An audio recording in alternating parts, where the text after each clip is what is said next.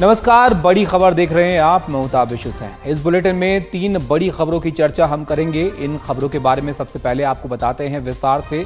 तो यहाँ पर पीएम मोदी जो है वो अमेरिका के दौरे पर हैं और 21 जून से 24 जून तक अमेरिका का दौरा, राजकीय दौरा जो है वो पीएम का होने वाला है। इसके बारे में आपको बताएंगे क्या कुछ इसमें खास रहने वाला है और किस तरह की तैयारियां वहां पर पीएम के स्वागत के लिए की गई हैं। दूसरी बड़ी खबर महाराष्ट्र से। महाराष्ट्र में एनसीपी उद्धव गुट ने गद्दार दिवस जो है वो मनाया। 1 साल पूरा हो गया है शिवसेना में टूट को और उसके बाद ये गद्दार दिवस जो है वो यहाँ पर मनाया गया है। तीसरी खबर आदि पुरुष फिल्म को लेकर। सोमवार को इस फिल्म की कमाई जो है उसमें गिरावट देखी गई है। कितनी गिरावट हुई है, क्या इसके पीछे की वजह है, इसके बारे में आपको बताएंगे। तो पहली खबर का रुख करते हैं जो कि बड़ी खबर है प्रधानमंत्री मोदी से जुड़ी हुई। प्रधानमंत्री नरेंद्र मोदी आज अमेरिका के दौरे पर रवाना हो गए और आज रात 10:25 पर प्रधानमंत्री अमेरिका पहुंचेंगे और अमेरिका के राष्ट्रपति और फर्स्ट लेडी उनके सम्मान में डिनर का आयोजन यहां पर करेंगे और साथ ही प्रधानमंत्री मोदी अमेरिकी कांग्रेस के साझा सत्र को भी संबोधित करेंगे। इस दौरान कई अहम समझौतों पर हस्ताक्षर भी होंगे। इंडो अमेरिकन समुदाय के लोग भी पीएम मोदी के दौरे से बहुत उत्साहित हैं। प्रधानमंत्री के अमेरिका दौरे से पहले न्यूयॉर्क के एक रेस्टोरेंट ने अपने मेन्यू में मिलेट से बनने वाली डिश ऐड की है। सार रेस्टोरेंट के मुताबिक मिलेट से बनी डिशेस की मांग बहुत ज्यादा है। वॉशिंगटन डीसी में इंडो अमेरिकन समुदाय के लोगों ने भारत का राष्ट्रीय गान गाया। न्यूयॉर्क के टाइम्स स्क्वायर पर भी बड़ी संख्या में भारतीय मूल के लोग जो हैं वो इकट्ठा हुए हैं। उन्होंने कहा कि प्रधानमंत्री मोदी ने प्रवासी भारतीयों को नई पहचान दी है।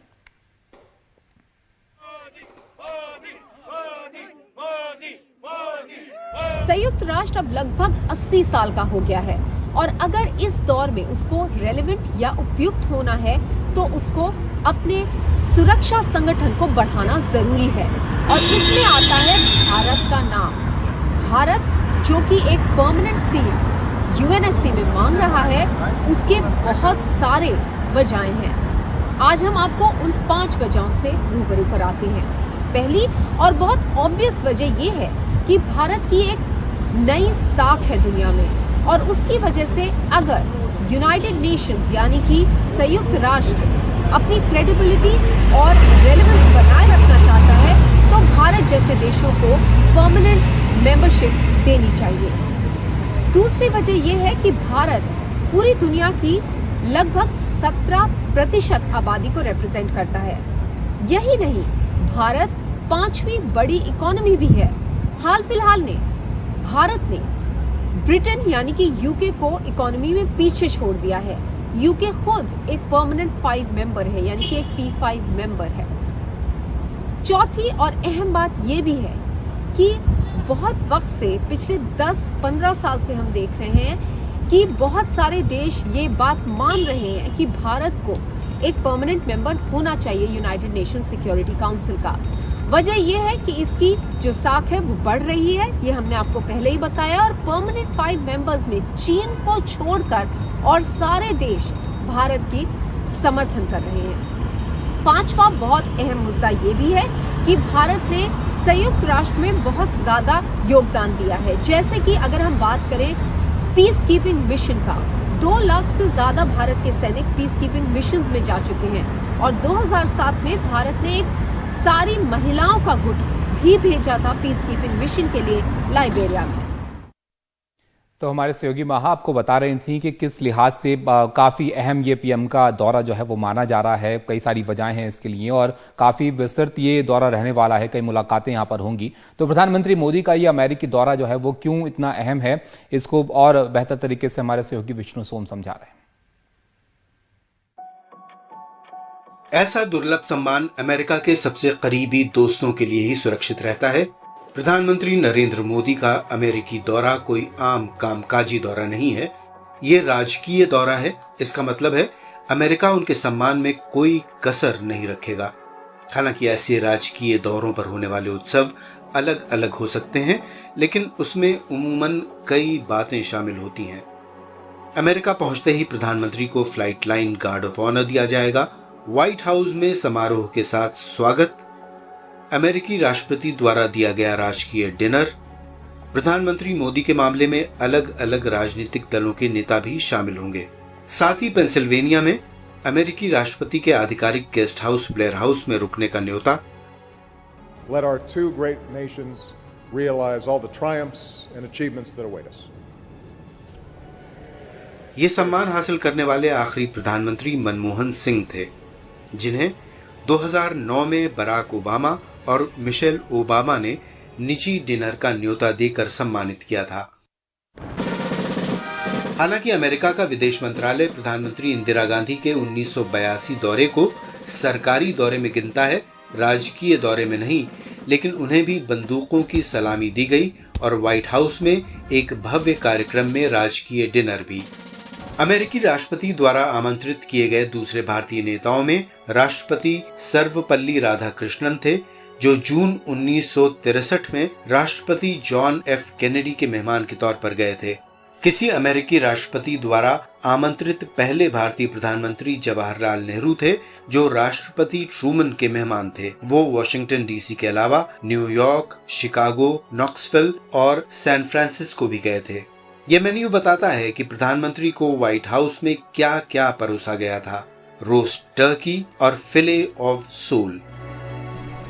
The Prime Minister of the Republic of India.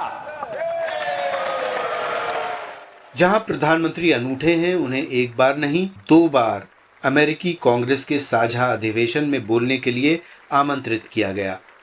शायद ये इस बात की सबसे बड़ी निशानी है कि भारत अमेरिका के कूटनीतिक कैलेंडर में काफी ऊंची हैसियत में रहा है। Are behind us and foundations of the future are firmly in place. Vishnu सोम की report, NDTV India. Thank you very much. Thanks a lot.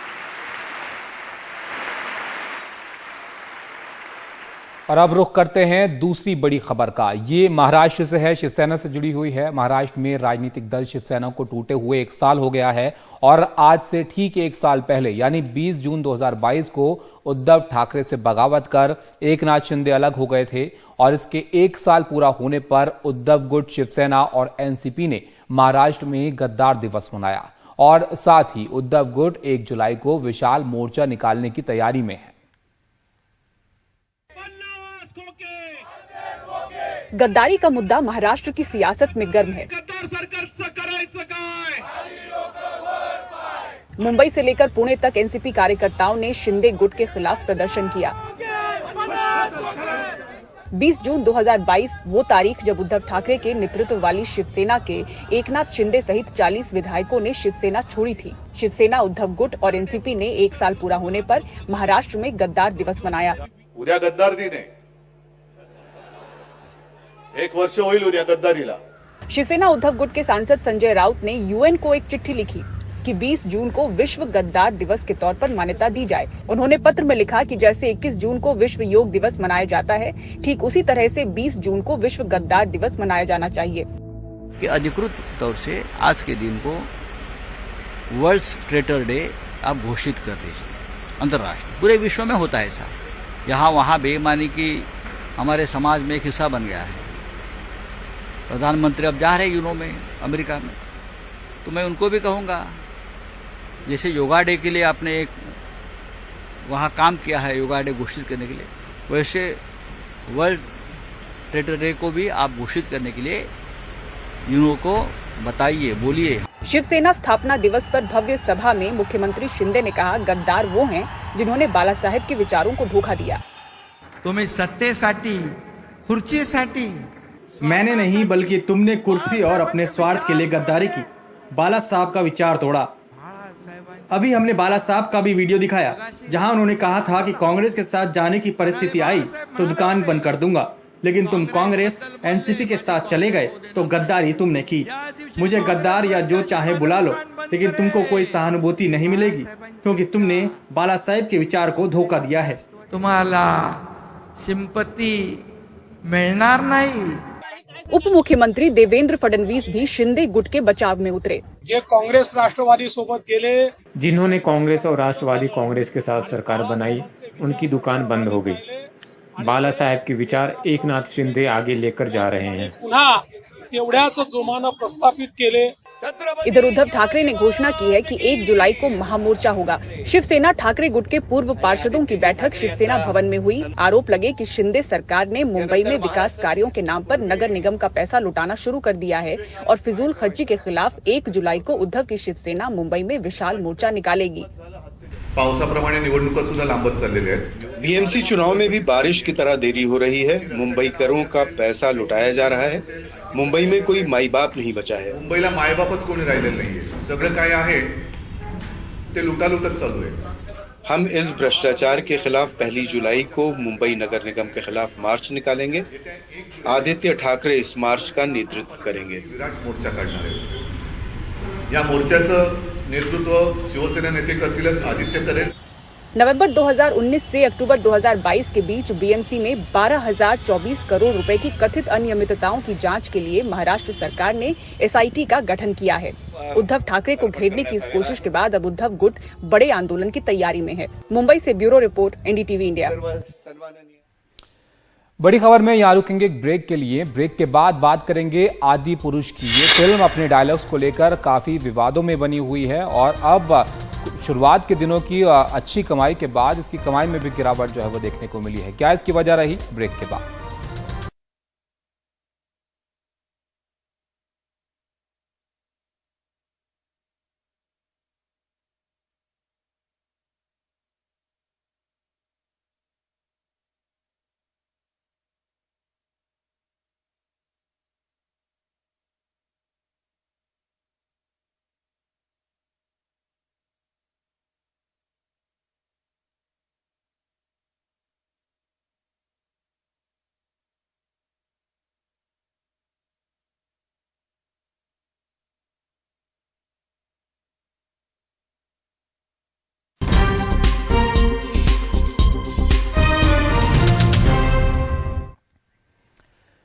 Break के बाद आपका स्वागत है। बड़ी खबर देख रहे हैं आप और अब बात तीसरी आज की बड़ी खबर की और ये आदि पुरुष फिल्म जो है उससे जुड़ी हुई है। फिल्म आदि पुरुष पर विवाद और विरोध दोनों जारी हैं, जिसके चलते सबकी नजर थी फिल्म के सोमवार के कारोबार पर और इसमें भारी गिरावट देखने को मिली है। किस तरह का कलेक्शन इस फिल्म का रहा है, इस पर एक नजर आप डालिए जरा। शुक्रवार को करीब 37 करोड़ रुपए इस फिल्म ने कमाए। ये नेट इनकम रही इस मूवी की। शनिवार को 37 करोड़ रुपए, रविवार को भी आप देखिए तो 38 करोड़ के आसपास की कमाई रही और सोमवार का जो इसका कारोबार रहा उसमें एक बड़ी गिरावट पिछले 3 दिन के मुकाबले 8.5 करोड़ रुपए इस फिल्म ने जो है सोमवार को कमाए। यानी सोमवार को जो कमाई इस फिल्म की रही उसके अंदर आप देखिए 75% की गिरावट जो है वो देखने को मिली है। तो इस तरह अगर पूरा कलेक्शन इस फिल्म का अभी तक का आप देखिए तो हिंदी में जो कुल कमाई है वो करीब 120 करोड़ रुपए के आसपास इस फिल्म की रही है। 120 करोड़ रुपए 75 लाख रुपए और देश भर में जो कमाई है वो 237 करोड़ रुपए के आसपास नेट कमाई रही और दुनिया भर की जो कमाई रही पूरी दुनिया में इस फिल्म ने 375 करोड़ रुपए ग्रॉस कमाई जो है वो कर ली है। लेकिन सोमवार में बड़ी गिरावट जो है वो देखने को मिली है कारोबार में। हमारे सहयोगी प्रशांत हमारे साथ जुड़ गए हैं, उनके पास चलते हैं। प्रशांत, क्या वजह इसकी मानी जा रही है? कंट्रोवर्सी जो है वो रही या फिर एडवांस बुकिंग कहें वो 3 दिन तक की थी, उसके बाद लोगों को इतनी पसंद नहीं आ रही है फिल्म? देखिए, जब भी कोई फिल्म रिलीज होती है तो सोमवार को थोड़ा बहुत ड्रॉप आता ही है, लेकिन वो जो ड्रॉप होता है वो इतना ज़्यादा नहीं होता। अगर आप देखें 75% का जो ड्रॉप है वो बहुत ज़्यादा है और पहले 3 दिन जो होते हैं वो बहुत उत्सुकता होती है लोगों के बीच में, एक बहुत बड़ा लोगों के बीच में एक्साइटमेंट बना हुआ था क्योंकि जिस तरह से प्रोमो थे या जिस तरह से फिल्म की पब्लिसिटी की गई थी उसको लेके, और उसके बाद एडवांस बुकिंग भी जम के हुई। मंडे ऑफिस भी शुरू हो जाता है, वो भी एक वजह है, लेकिन अक्सर मंडे या मंडे के बाद जो भी फिल्में टिकी रहती हैं उसकी मेन वजह होती है उसका कंटेंट। अगर उसका मसौदा अच्छा है या फिल्म अच्छी है तो फिल्म काम करती है। तो कहीं ना कहीं जो फिल्म है उसकी ये तो एक वजह रही कि फिल्म लोगों को ज़्यादातर पसंद नहीं आ रही थी या लोग जो है क्रिटिसाइज़ कर रहे थे, लेकिन ये बात भी है कि जो ये एक हफ्ता है, इस एक हफ्ते में भी फिल्म कितना कमाएगी ये तो देखेंगे। लेकिन सबसे बड़ा मुद्दा ये है कि क्या फिल्म, क्योंकि अगले हफ्ते कोई फिल्म रिलीज़ नहीं है तो अगले हफ्ते भी ये फिल्म कमाएगी, लेकिन क्या ये जो 500 करोड़ का जो बजट था उसको क्रॉस कर पाएगी या अपना प्रॉफिट बना पाएगी, ये सबसे बड़ा मुद्दा है। लेकिन हाँ, विरोध और विवाद से पब्लिसिटी भी होती है। अगर लोग उसके अगेंस्ट खड़े होकर फिल्म को देखने के लिए मना करते हैं तो पब्लिसिटी भी होती है और वो भी कहीं ना कहीं फिल्म को फ़ायदा पहुंचाती है। लेकिन फिल्म में मसौदा कंटेंट होना बहुत ज़रूरी है, तभी फिल्म आगे चल पाती है। ताबिश। बिल्कुल प्रशांत, फिल्म पसंद आए दर्शकों को तभी आगे चल पाती है। बहुत शुक्रिया आपका। तो बड़े बजट की फिल्म भी है, इसलिए भी जो है ये अहम रहेगा कि किस तरह से इस हफ्ते का जो कारोबार है इस फिल्म का आगे रहता है। बहरहाल जो सोमवार है उसमें गिरावट जरूर दिखी है। अब आगे बढ़ते हैं और चलते चलते आपको दिखाते हैं भोपाल की एक विचित्र तस्वीर, जहां पर एक बाघ ने जब गाय पर हमला कर दिया तो गायों के झुंड ने बाघ को यहां से भगा दिया। इसका सीसीटीवी फुटेज सामने आया है, आप भी ये तस्वीरें देखिए।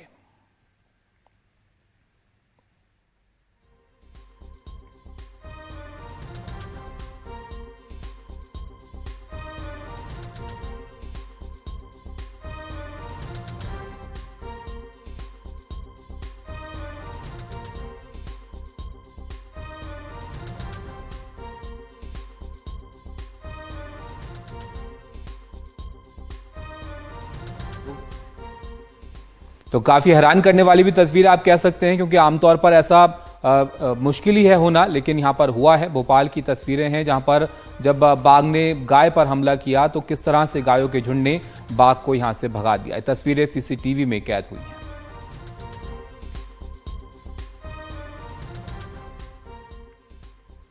तो इसी के साथ बड़ी खबर में आज के लिए फिलहाल इतना ही। यहां पर एक ब्रेक के लिए रुकेंगे, ब्रेक के बाद भी खबरों का सिलसिला जारी है। नमस्कार।